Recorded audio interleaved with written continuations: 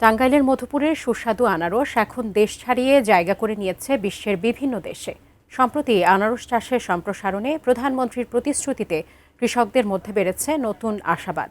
আনারসের বাজার পরিস্থিতি জানতে সরাসরি যুক্ত হচ্ছি টাঙ্গাইল প্রতিনিধি নওশাদ রানা সানভির সঙ্গে। সানভি, আপনি আমাদেরকে আনারসের বাজার পরিস্থিতি নিয়ে জানাবেন। জি, ধন্যবাদ আপনাকে। আমি এই মুহূর্তে আছি মধুপুরের রাজধানী, আনারসের রাজধানী মধুপুরে। এখানে কিন্তু যে আনারস বাজার দেখতে পাচ্ছেন, এই আনারস শুধু এই দেশে না, বিভিন্ন দেশে কিন্তু যাচ্ছে।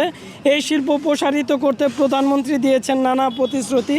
একসময় মৌসুমি ফল হলেও বর্তমানে 12 মাসে চাষে ফলের উৎপাদন বেড়েছে অনেক।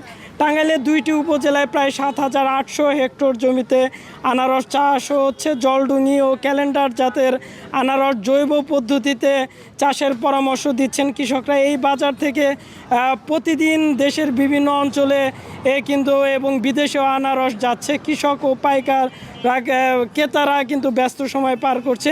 আমি কৃষকদের সঙ্গে কথা বলেছি, তারা যেমনটি বলেছেন আনারস চাষ এখন লাভজনক হয়, তাদের মাঝে বেড়েছে নতুন আশাবাদ।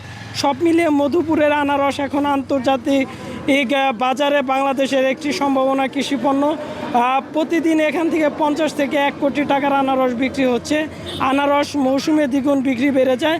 গত মৌসুমে 700 কোটি টাকার আনারস বিক্রি হয়েছে। তবে কৃষকরা বলছে মৌসুমে উৎপাদন বাড়তি হয়, তবে সংরক্ষণ ব্যবস্থায় না থাকায় বিপাকে পড়তে হয় তাদের। এতে করে উৎপাদিত আনারস অনেকটাই কিন্তু নষ্ট হয়ে যায় এবং কম দামে বিক্রি করতে হয়। তাদের দাবি দ্রুত সময়ের মধ্যে সংরক্ষণ ব্যবস্থা করার। এছাড়াও কিন্তু প্রধানমন্ত্রী যে আশ্বাস দিয়েছেন, সম্প্রতি পয়লা বৈশাখেও আশ্বাস দিয়েছেন, এই আনারস শিল্প নিয়ে নানান পরিকল্পনা রয়েছে।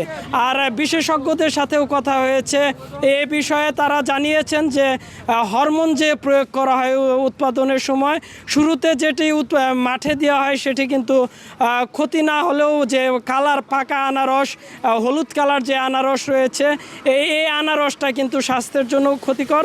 এজন্য কালার চকচকে কালার না দেখে সবুজ রঙের আনারস কেনার পরামর্শ দিয়েছে বিশেষজ্ঞরা। টাঙ্গাইল থেকে এই ছিল আমার কাছে সর্বশেষ।